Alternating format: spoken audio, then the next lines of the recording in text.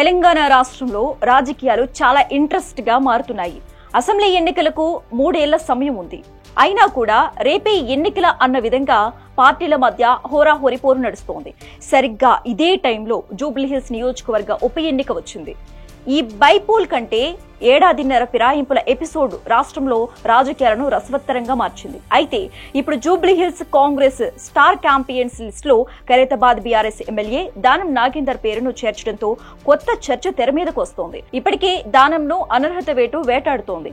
Supreme ఇచ్చిన తీర్పు ప్రకారం ఈ నెల 31 లోపు ఫిరాయింపు ఎమ్మెల్యేలపై స్పీకర్ ఏదో ఒక నిర్ణయం తీసుకోవాల్సి ఉంది. బీఆర్ఎస్ ఎమ్మెల్యేగా గెలిచి కాంగ్రెస్ పార్టీలోకి వెళ్లి ఆ పార్టీ గుర్తుతో ఎంపీగా పోటీ చేశారని దానంపై వేటు ఖాయమని చర్చ జోరుగా జరుగుతోంది. ఇప్పుడు స్టార్ క్యాంపెయిన్స్ లిస్ట్ లో 34వ పేరుగా దానం పేరును ఎన్నికల అధికారికి కాంగ్రెస్ పంపించింది. దీంతో బీఆర్ఎస్ కు మరో అస్త్రం దొరికినట్లయింది.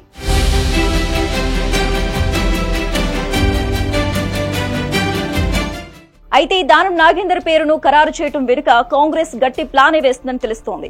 జూబ్లీహిల్స్ నియోజకవర్గంలో మున్నూరు కాపు నియోజకవర్గం ఓటర్లు అధికం. ఈ నియోజకవర్గంలో దానం నాగేందర్ కు అనుచర గణం కూడా ఉంది.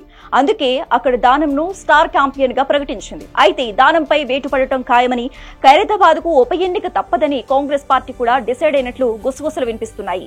ఈ నెల 31 లోపు స్పీకర్ నిర్ణయం తీసుకోవాల్సి ఉంది. ఈ లోపే దానంతో ఎమ్మెల్యే పదవికి రాజీనామా చేయించి ఆలోచనలో కాంగ్రెస్ పెద్దలు ఉన్నట్లు తెలుస్తోంది.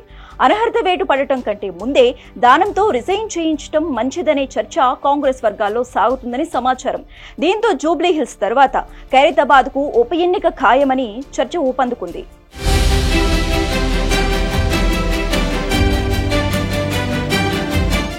జూబ్లీహిల్స్ ఎన్నికల కంటే ముందు దానం రాజీనామా చేస్తారనే ప్రచారం జరిగింది. అంతేకాకుండా జూబ్లీహిల్స్ టికెట్ అడిగారని, ఖైరతాబాద్ లో కూడా గెలిపిస్తాను అని దానం హామీ ఇచ్చినట్లు సమాచారం. కానీ దానం ప్రపోజల్ కు అధిష్టానం గ్రీన్ సిగ్నల్ ఇవ్వలేదు.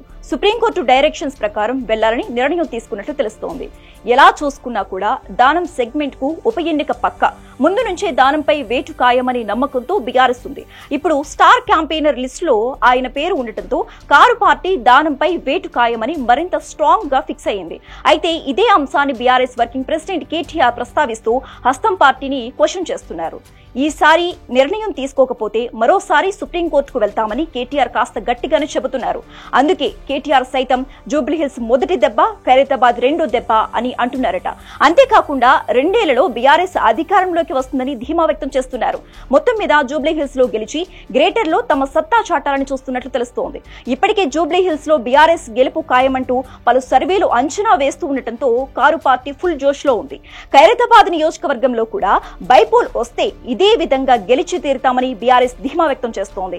మరి దానం రాజీనామా చేస్తారా లేక వేటు వేసే వరకు వెయిట్ చేస్తారా అన్నది చూడాల్సి ఉంది.